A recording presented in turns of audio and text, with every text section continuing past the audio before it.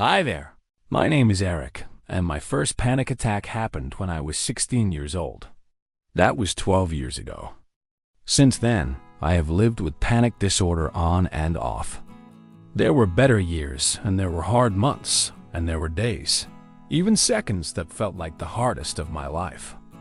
If you are going through this right now, I truly understand, not because I read it in a book, but because I lived it. Even though I'm not showing my face in this video yet, I am real, and my story is real. I want to share my experience and also talk about something I learned from therapist Joshua Fletcher, also known as Anxiety Josh. He explained anxiety in a way that finally made sense to me, especially what to do when nothing seems to work. Before I start, I'm not a medical expert.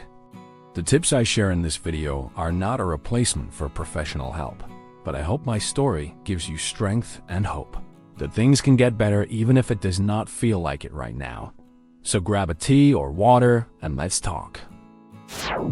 The problem with quick fixes. When I first started getting panic attacks, I tried everything. Breathing exercises, mindfulness apps, supplements, distraction techniques. Sometimes they helped a little. Sometimes they did not. And many times the anxiety came back stronger. I used to think that meant I was broken, that there was no hope. But here's the truth. These methods do work for some people. Breathing, meditation, mindfulness, they are not useless.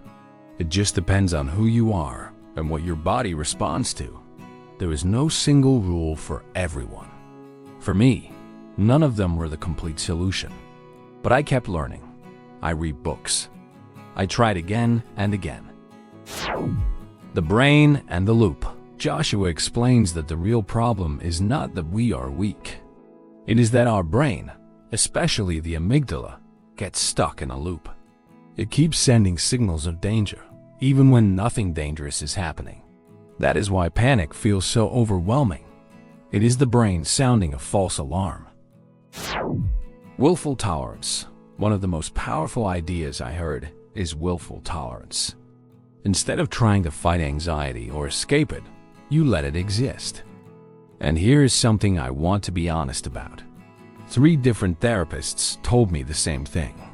And for years, I was not able to do it, because this was the hardest part for me.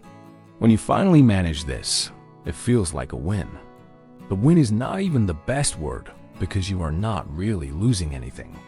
You are just learning to cope.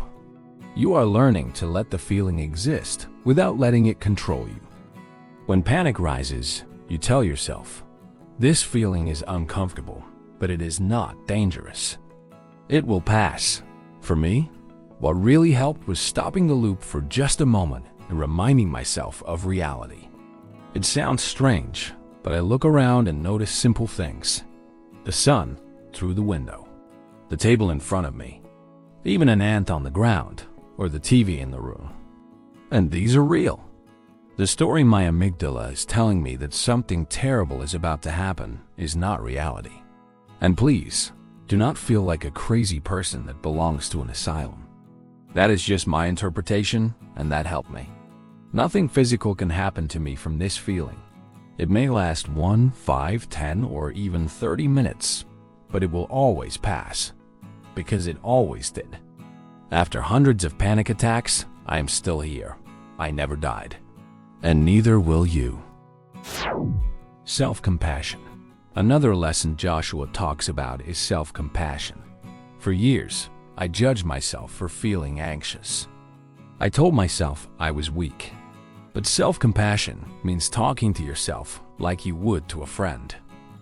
Instead of saying, I am broken, you say, it is okay to feel anxious today. I am still strong, because think about it. I lived another day, went to work just like my colleague who does not have this burden. I managed to go shopping or take care of daily tasks, even while carrying this weight of anxiety. And even on days when I could not manage everything, it is still okay.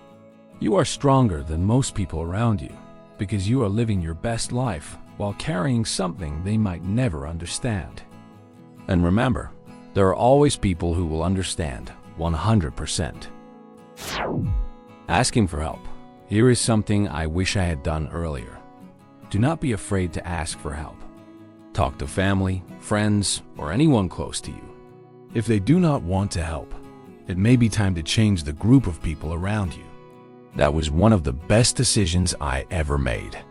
It is not easy, another very hard thing to do. But unfortunately, you need to focus on yourself right now, even if you are someone who usually cares more about others than themselves.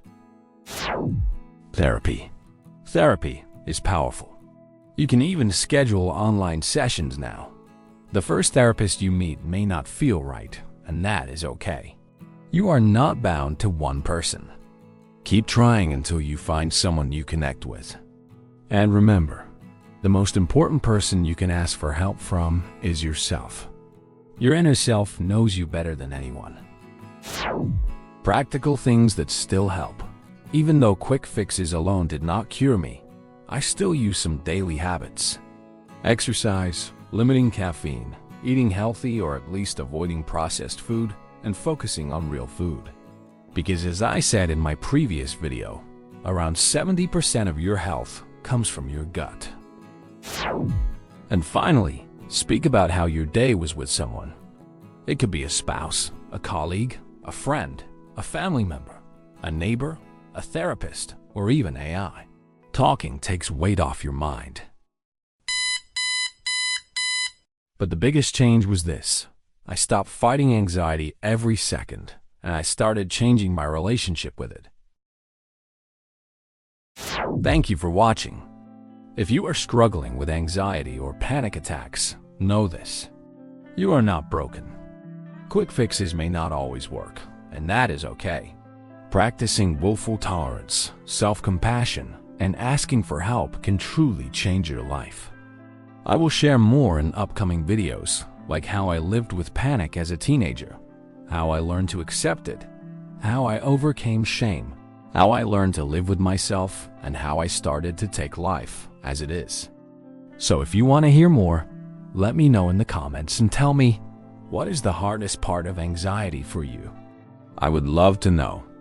If this video helped you, give it a like, subscribe to Wellness and Health Insights, and share it with someone who may need to hear it. You are stronger than you think, and you are not alone.